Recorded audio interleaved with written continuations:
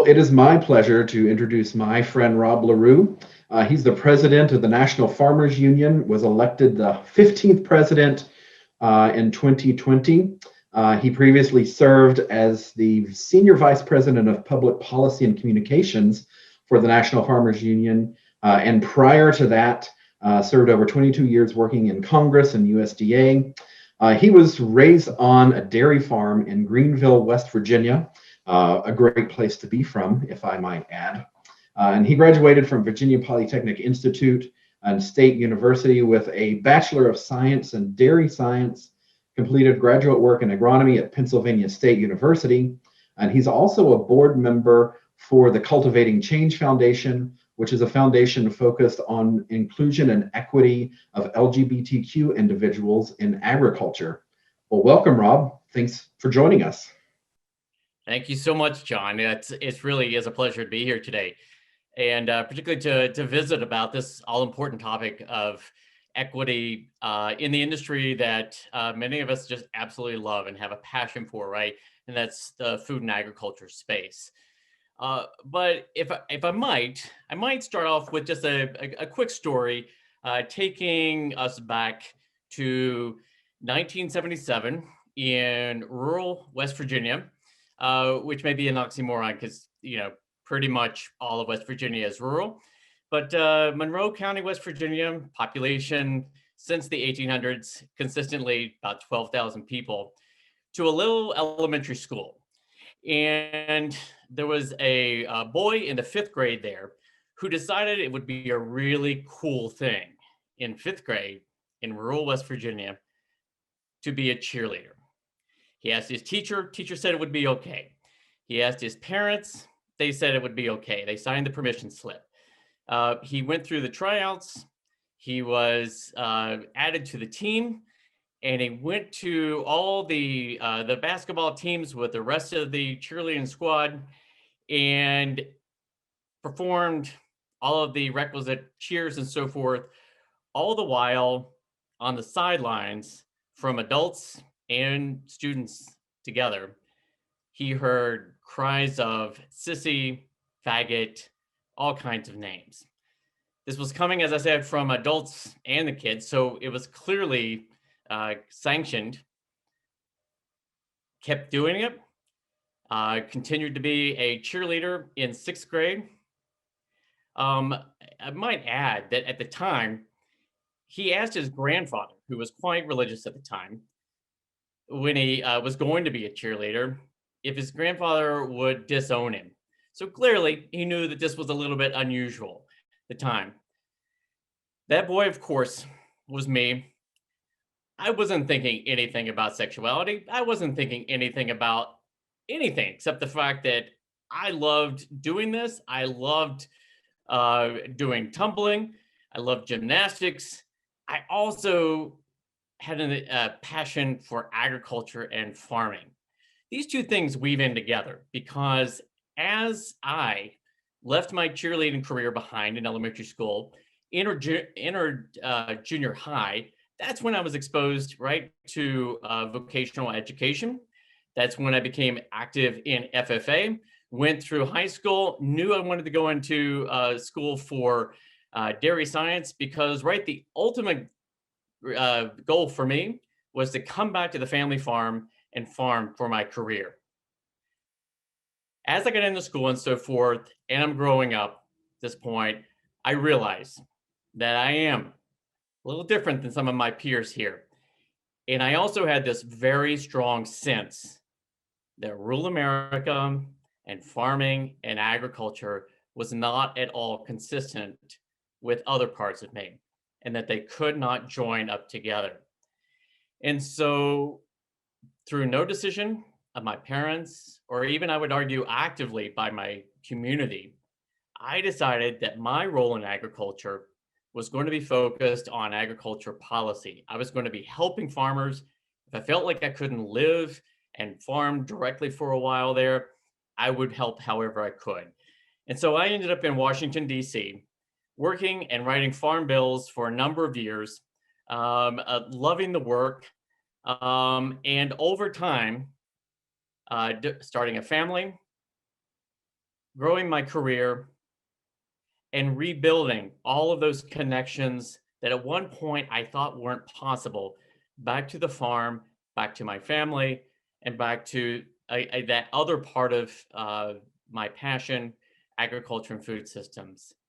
I share this story because there are a lot of youth, for a lot of reasons, who leave rural America, who leave the industry of ag and farming for a host of reasons. For me, ultimately, it was my sexuality. Identifying as a gay man, I felt like that wasn't uh, my place. I say that even though my family hadn't actively rejected me, my community hadn't actively rejected me, but I should add that it's based upon a lot of rejection, and that rejection can be to LGBTQ youth. It can be because of race. It can be for a whole host of reasons.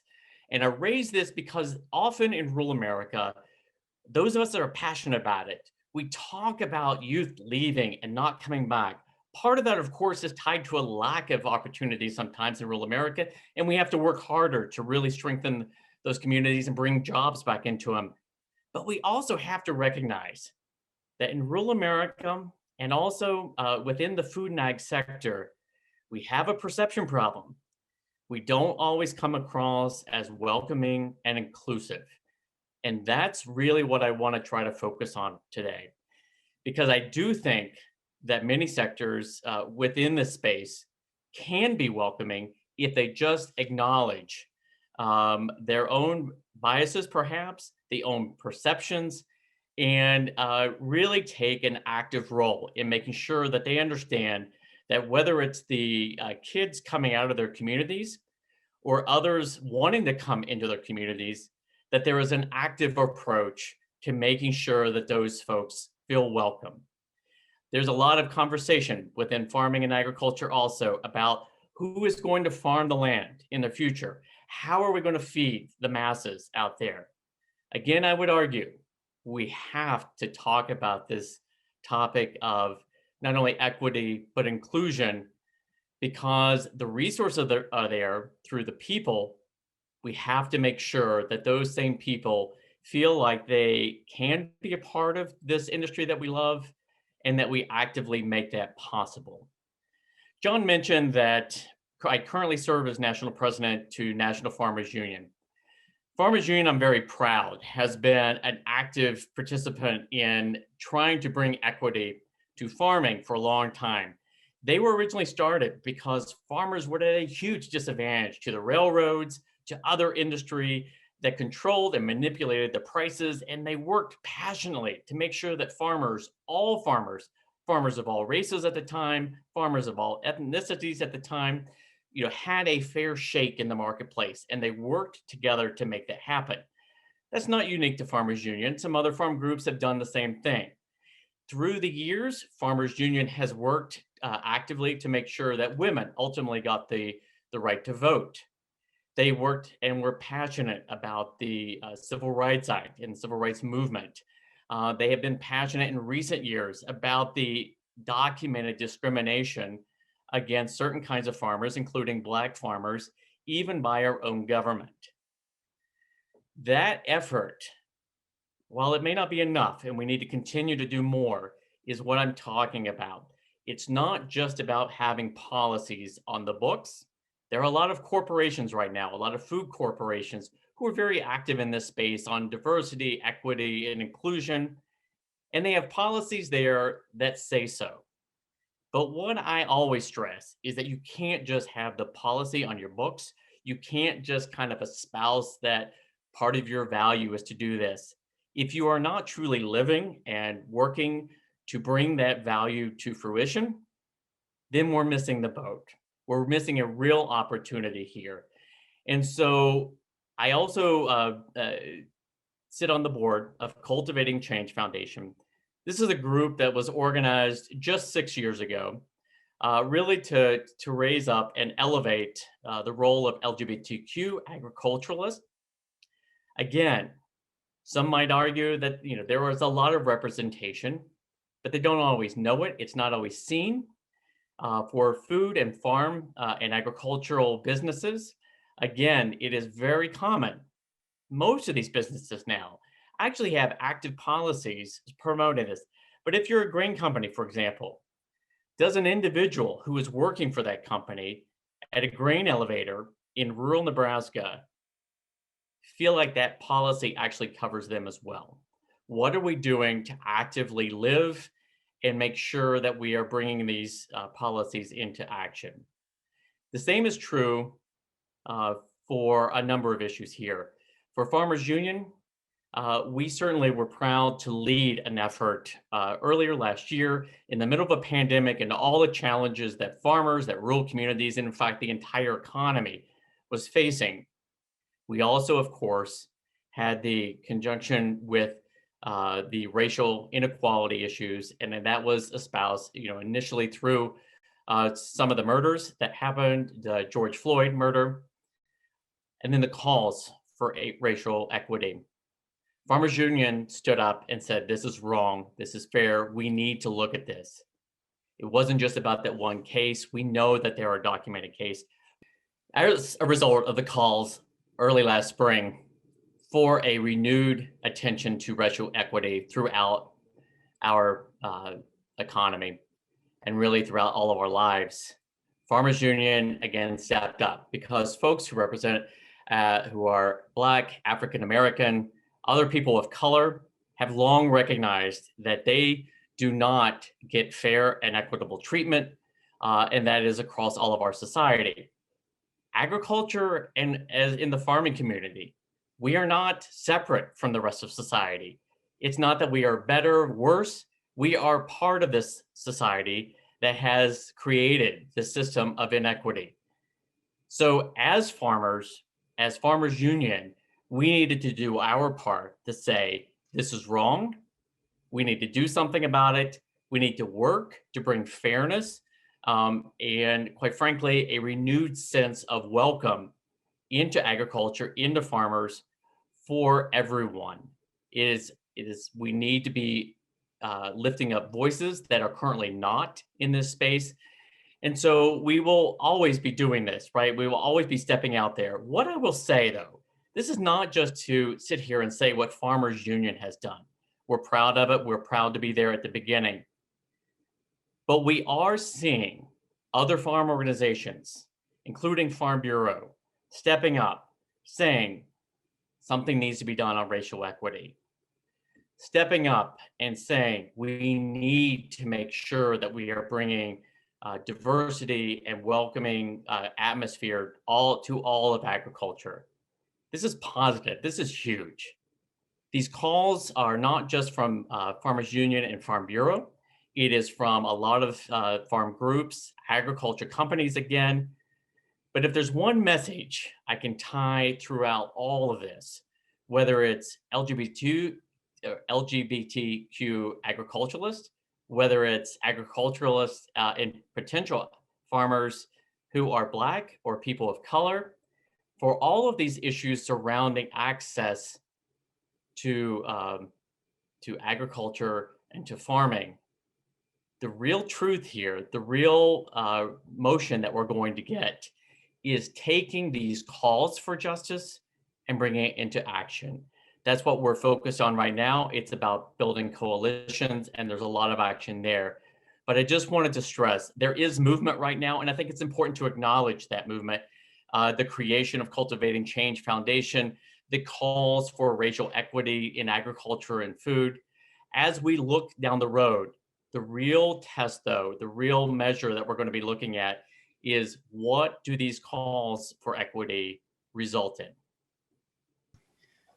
Well, thank you for that, Rob. That was very inspiring. Thank you for telling your story. I can't say that I was a cheerleader in West Virginia, but certainly I felt some things that were definitely ringing true there for me as well. So you were talking about taking actions on equity, and I was wondering what are some things that we could do, on all levels. You're working here in Congress, talking to our senators and representatives and doing policies on the national level, all the way down to us. We're working here locally in Nebraska, in our communities and statewide. What are some of the actions that you think we need to take to improve that equity and have inclusion for everyone. Absolutely. Thank you, John. So the actions are the important thing, right? But I do think first step really is, if as an individual, as a business, as an office, you are thinking about these issues, but you haven't actually spelled them out. You actually haven't stepped forward and say, we recognize that there are inequities. We recognize that there isn't always a sense of welcome to this industry that we love and that we're passionate about, and that we want to do something, right? I think that we do want to at least acknowledge that that step is critically important. But as far as those action items beyond that, I think it's about collaboration. I think it is about working with organizations that are looking to build racial equity or more inclusiveness for LGBTQ agriculturalists. So whether it's reaching out to Cultivating Change Foundation, for example, whether it is reaching out to National Black Farmers Association, whether it's reaching out to Southern Federation of Farmer Cooperatives, which is a collection of farmer-led cooperatives out there. Those kind of collaborations make sure that if you currently want to see more diversity, you want to see more equity, but you don't have it in your own space, you may not fully understand the issues, you may not fully understand the perspective, and so go find it, go seek it, look for that, and bring those collaborators into the conversation. Do a lot of listening in those collaborations, making sure that you're not leading with the ideas and the suggestions and solutions necessarily, that you're looking for answers and so forth. There's nothing wrong with that. I think that's very important for those kind of action steps. And then beyond that, it's making sure that stepping beyond that acknowledgement and then the collaborations, that those action steps beyond that are informed because you've had those collaborations, and that you are moving towards concrete change, either at the local, state, or federal level. For Farmers Union, for a lot of farm groups in general, we sometimes think, gosh, I'm sitting there lobbying members of Congress, and I'm trying to talk to the agriculture secretary, and I'm doing all this kind of stuff, trying to engage the White House on these issues too. But all of what I'm doing right here is driven ultimately by farmers out there on the farm, right? We are a grassroots organization.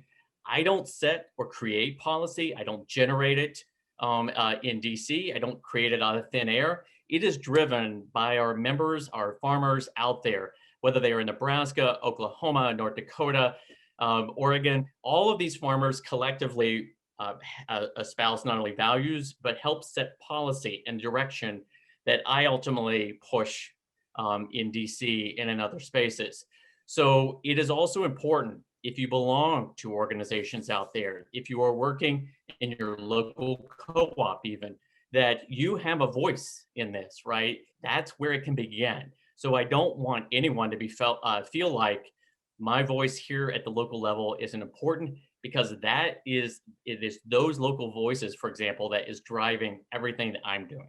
As we talk about that kind of action at the local level and really kind of being grassroots driven and so forth, one example of that, which is really just tied not just to equity, but fairness, is as we looked at the pandemic and we look at all of the disruptions in the supply chain, particularly in agriculture and in the food space, we saw so many equity challenges throughout that. Some of it was just a rural equity challenge, right?